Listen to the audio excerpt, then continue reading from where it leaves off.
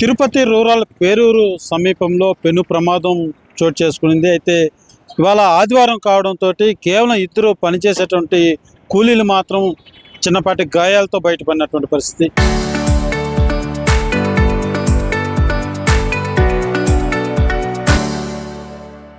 మనం చూస్తున్నటువంటి ఈ బిల్డింగ్ ఎలివేషన్ వర్క్ జరుగుతుంది. అయితే ఇవాళ ఆదివారం కావడంతో సాధారణంగా అయితే 20 మంది వరకు కూడా వర్కర్స్ ఈ బిల్డింగ్ వర్క్ చేసేటువంటి వారంట.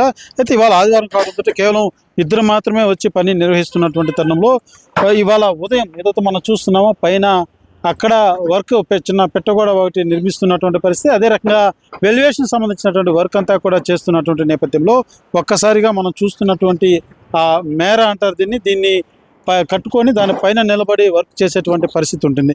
దాని మీద వర్క్ చేస్తున్నటువంటి తరుణంలో ఒక్కసారిగా కుప్పగూలినటువంటి పరిస్థితి ఏర్పడింది. పూర్తిగా కూడా పైనుంచి కూడా మొత్తం ఒక్కసారిగా ధ్వంసం అయినటువంటి పరిస్థితి. అయితే ప్రమాదవశాత్తు ఇవాళ ముఖ్యంగా ఆదివారం కావడం, మిగిలినటువంటి 20 మంది కూలీలు కూడా రాకపోవడంతో కూడా పెను ప్రమాదం తప్పిందనే చెప్పాలి. లేకపోయింటే మాత్రం తీవ్ర స్థాయిలో ప్రాణ నష్టమో లేకపోతే తీవ్ర స్థాయిలో గాయాలయ్యేటువంటి పరిస్థితి కూడా ఉండేది. మనం చూడవచ్చు పైనుంచి కూడా ఏదైతే అక్కడ ఉన్నటువంటి ఆ పెట్టగోడ మొత్తం కూడా రోడ్డు మీద పడినటువంటి పరిస్థితి. అదే రకంగా ఇక్కడ కింద ఒక కాంపౌండ్ గోడ ఉండేది, అది కూడా పూర్తిగా కూడా ధ్వంసమైనటువంటి పరిస్థితి. ఎందుకంటే అంతా కూడా ఇనుప కమ్ములతో ఏర్పాటు చేసినటువంటి మేర్ అంటారు. దీనిపైన నిలబడుకొని ఈ వెలివేషన్ సంబంధించినటువంటి వర్క్ సాగుతున్నటువంటి నేపథ్యం. ఒకసారి మనం చూడవచ్చు ఏదైతే ఈ బిల్డింగ్ ముందరనే విద్యుత్ తీగలు కూడా తెగిపోయినటువంటి పరిస్థితి.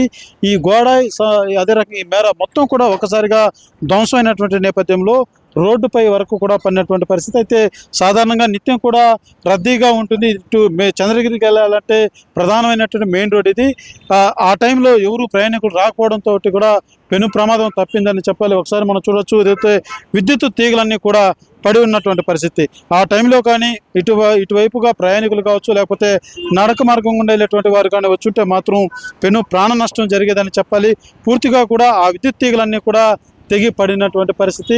ఆ విద్యుత్ సంబంధించి వెంటనే అధికారులు తెలుసుకున్న వెంటనే కూడా ఈ విద్యుత్ సరఫరా అంతా కూడా నిలిపివేసినటువంటి పరిస్థితి. అయితే ఈ ప్రమాదంలో మాత్రం ఆ ఇద్దరు పనిచేస్తున్నటువంటి కూలీలకు మాత్రం కొంత గాయాలైనట్టుగా తెలుస్తుంది. వారికంతా కూడా మెరుగైన వైద్యం కోసం తరలించినట్టుగా కూడా తెలుస్తుంది. అయితే సమాచారం అందుకున్నటువంటి అధికారులంతా కూడా వెంటనే ఇక్కడ చేరుకోవడం జరిగింది. పోలీసులు కావచ్చు, అదే రకంగా విద్యుత్ సంబంధించినటువంటి అధికారులు కూడా వెంటనే సమాచారం తెలిసిన వెంటనే ఆ విద్యుత్ లైన్ అంతా కూడా కట్ చేసినటువంటి పరిస్థితి. ఎందుకంటే ఇది ప్రధానమైనటువంటి చంద్రగిరికి వెళ్ళేటువంటి రోడ్డు మార్గం కాబట్టి నిత్యం కూడా వేల సంఖ్యలో వాహనాలు, ఇటు ప్రయాణికులు, ప్రజలంతా కూడా తిరిగిలాడేటువంటి ప్రాంతం. మనం చూస్తున్నట్టు ఆ స్థాయి నుంచి ఏదైతే ఆ పైనుంచి కూడా ఒక్కసారిగా కుప్పగూలినటువంటి నేపథ్యంలో ఆ ఇటుకలో అదే రకంగా ఆ పిల్లర్లు సైతం కూడా మొత్తం పడిపోయినటువంటి పరిస్థితి మనం చూడవచ్చు. అయితే ఏ స్థాయిలో ఈ ప్రమాదం చోటు చేసుకునిందో ఈ పిల్లర్లు ఒరిగిపోయినటువంటి విధానం చూస్తేనే మనకు అర్థమవుతుంది. ఆ స్థాయిలో ఈ యొక్క ప్రమాదం అన్నది కూడా చోటు చేసుకున్నటువంటి పరిస్థితి. ఈ పడినటువంటి రాళ్ళు కావచ్చు, ఆ కర్రలన్నీ కూడా ఆ లోపల వైపే ఎక్కువ పడడంతో రోడ్డు మీద వెళ్ళేటువంటి అటువైపు వెళ్తున్నటువంటి వారికి కూడా పెను ప్రమాదం తప్పిందని చెప్పాలి. ఎందుకంటే పూర్తి స్థాయిలో రోడ్లో కానీ పడి ఉంటే ఈ రాళ్ళన్నీ కూడా ఎగిరి అటుగా వెళ్ళేటువంటి వాహనదారుల మీద పడి ఉంటే మాత్రం గాయాలు పాలయ్యేటువంటి పరిస్థితి ఏర్పడి ఉండేదని చెప్పాలి. అయితే ఈ ప్రమాదం ఇవాళ ఆదివారం కావడంతో పనివారంతా కూడా రాకపోవడంతో కూడా కొంత తీవ్రస్థాయి ప్రమాదం నుంచి కూడా తప్పించుకోగలిగారని చెప్పాలి. అయితే గాయపడినటువంటి వారంతా కూడా మెరుగైన వైద్యం మాత్రం అందిస్తున్నటువంటి పరిస్థితి. ఈ సంఘటన అనేది మాత్రం ఒక్కసారిగా వాహనదారులు కావచ్చు, ఇటుగా ప్రయాణించేటువంటి ప్రయాణికులంతా కూడా ఉలిక్కిపడినటువంటి పరిస్థితి కూడా ఏర్పడిందని చెప్పాలి. కెమెరా పర్సన్ కోటితో సురేష్, RTV, పేరూరు.